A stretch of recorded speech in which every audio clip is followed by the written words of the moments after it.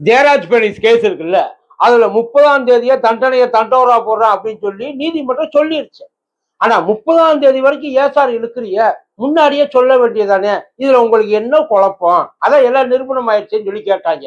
அவங்களுக்கு என்ன தண்டனை தர்றது அப்படின்றத பத்திக்க நாங்க ரொம்ப தீவிரமா யோசிச்சுக்கிட்டு இருக்கோம்னு சொன்னாங்க. அப்படி 30ஆம் தேதி போய் கேட்கிறப்ப, அப்ப இந்த சிபிஐயும் இந்த இது நம்ம கவர்மெண்ட் இருக்கிற ஸ்டேட் கவர்மெண்ட் ரெண்டும் சேர்ந்து என்ன பண்ணுச்சு, அவகாசம் கொஞ்சம் கொடுங்க. ஏன் அந்த அவகாசம் கேட்கிறாங்கன்னு தெரியல. அதாவது கேஸை நடத்துறப்ப கூட அவகாசம் கேட்டா பரவாயில்ல, கேஸை நடத்தி முடிச்சாச்சு.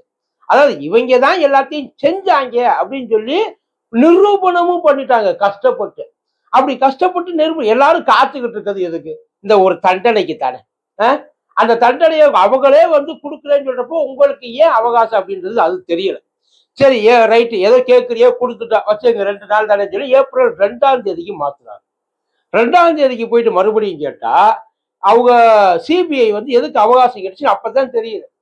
சார் இவங்களுக்கு தூக்கு தண்டனை கொடுக்கணும், மரண தண்டனை ஒரே நேரத்தில், அதாவது 9 பேருக்கு ஒரே நேரத்தில் கொடுக்க முடியல அப்படின்னாலும் ஒவ்வொருத்தனையா தூக்கி தூக்கி தொங்க விடுங்க. எவனையும் வந்து தயவு செய்து இந்த தயவு தாட்சனை பார்க்காம இந்த அவங்க மேல வந்து இந்த இந்த இந்த இதெல்லாம் வரும்ல, கருணை, அப்புறம் இந்த மனித நேயம், அதையெல்லாம் தயவு செய்து தள்ளி வச்சிருக்கு. இவங்க விஷயத்துல அந்த மனித நேயம் கருணை எல்லாம் சுட்டு கொண்டு இருக்கு. ஏன்னா இருக்கிறவனுக்கு தான் ஏதோ ஒன்று தெரியாம பண்ணவனுக்கு, ஆத்திரத்துல கோபத்துல பண்ணவனுக்கு ஓகே. அடிச்சு பழகினவங்களுக்கெல்லாம் இதையெல்லாம் நீங்க பாத்தீங்க அப்படின்னா நல்லா இருக்காது. அதனால என்ன பண்ணுங்க, அத்தனை பேரையும் தூக்குல போடுங்க அப்படின்னு சொல்லி சிபிஐ பரிந்துரை பண்ணிடு. இவங்க அந்த தண்டனைக்கு தகுதியானவங்க, அந்த தண்டனைக்கு மட்டும்தான் தகுதியானவங்க. மற்ற ஏதாச்சும் ஒண்ணு நீங்க பார்த்து ஏத்த இறக்கமா ஏதாச்சும் கொடுத்தீங்க அப்படின்னா அது அந்த தண்டனைக்கு அவமானம் அப்படின்னு சொல்லி சிபிஐ ரெக்கமெண்ட் பண்ணியிருக்கு. அதனால இவங்களுக்கு என்ன தண்டனை கொடுக்கலாம் அப்படின்னு சொல்லி கோர்ட்டு எனக்கு கொஞ்சம் அவகாசம் கொடுங்க அப்படின்னு சொல்லி வாங்கிட்டு போயிடுச்சு. அதாவது ஏப்ரல் 6ஆம் தேதி ஜெயராஜ் பெனிஸ் கேஸுக்கு தீர்ப்பு அப்படின்றது இப்ப சொல்லியிருக்காங்க. இந்த ஏப்ரல் 6ன்றது மேற்கொண்டு போஸ்ட்பான் ஆகாது, அவ்வளவுதான். இதோட ஏப்ரல் 6ஆம் தேதி என்ன தண்டனைன்றது தெரிஞ்சுக்கு.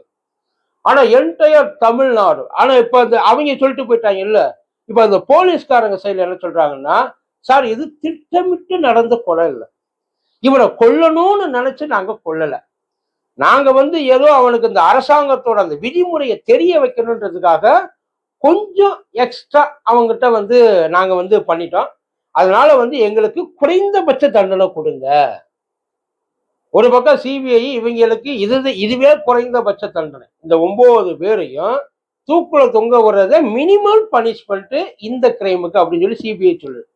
நாங்க எந்த தப்புமே பண்ணல, எங்க கடமையை கொஞ்சம் இதுவா பண்ணிட்டோம், கொஞ்சம் ஓவர் ஸ்பீட்ல பண்ணிட்டோம், ஓவர் லோட்ல பண்ணதுனால அது வந்து லோடு தாங்காம வந்து புட்டுக்குச்சு, அதுக்காக எங்களை போட்டு தண்டிப்பீங்களா, எங்களை இப்படிலாம் பண்ணாதீங்க அப்படின்னு சொல்லி இவங்க சொல்றாங்க. இவங்களுக்கு என்ன தண்டனை உண்மையிலே தரணும்னு சொல்லி நீங்க விருப்பப்படுறீங்க. நீதிமன்றம் இந்த 9 பேருக்கும் என்ன கொடுக்கலாம், அதாவது இது வந்து திட்டமிட்டு நடந்த படுகொலை இல்லை அப்படின்றது அந்த அடிச்சு கொண்டாங்க பார்த்தீங்களா அவங்களோட வாதம். திட்டமிட்டு நடந்த படுகொலை இல்லை, ஆனா கொலை பண்ணது நீங்க தானே.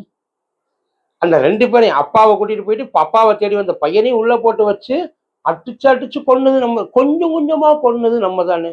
அவங்க உடம்புல ப்ளீட் ஆகாத இடமே கிடையாது இல்ல, ரத்தம் சொட்ட சொட்ட பின்னாடி தோல் உரியுது.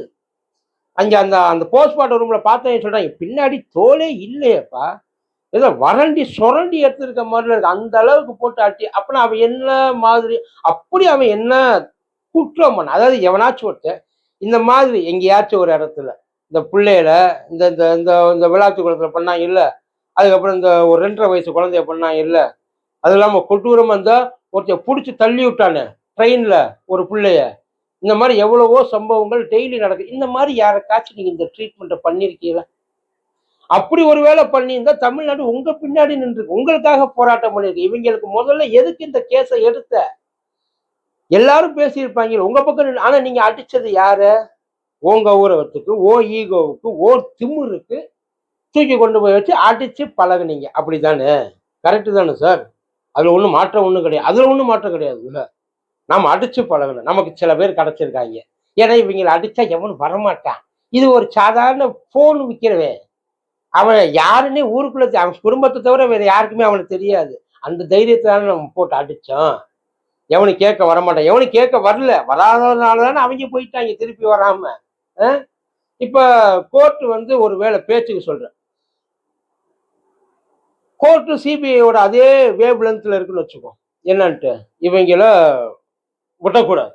இவங்களுக்கு இதுதான் தண்டனை. இந்த தண்டனை கொடுத்தாத்தான் இனிமே கொஞ்சம் இந்த மாதிரி செய்யணும்ன்ற எண்ணம் வர்றவனுக்கு கூட ஒரு செகண்ட் ஒரு யோசனை வந்து போகும் அப்படின்னு நினைச்சு கோர்ட் இந்த 9 பேருக்கு தூக்கு தண்டனை கொடுத்துருச்சுன்னு வச்சுக்கோ.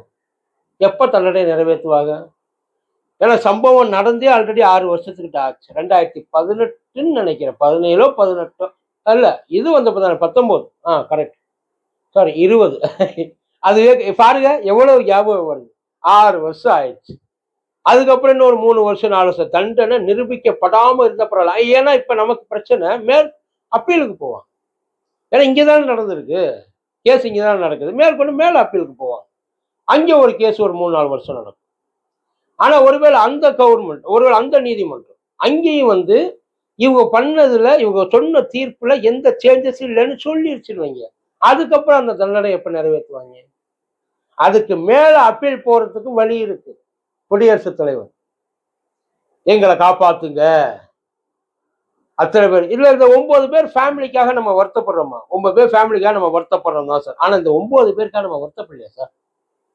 இப்ப இவங்க இறந்து போனதுக்கு அப்புறம் டியூட்டியில இருக்கிறப்ப இறந்து போயிட்டாங்க அப்படின்னு சொல்லி ஏதாச்சும் வேலைகளை வாங்க முடியல? இல்ல இவங்க செஞ்சதை நினைச்சா அந்த 9 குடும்பம் பொறுமையா வெளியில ஊருக்குள்ள சொல்லிக்க முடியுமா?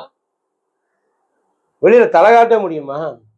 செத்து போயிட்டாங்கன்னு சொல்லி அழுகிறதுக்கு கூட ஆள் இல்லாம தவிச்சு போயிடுவாங்க.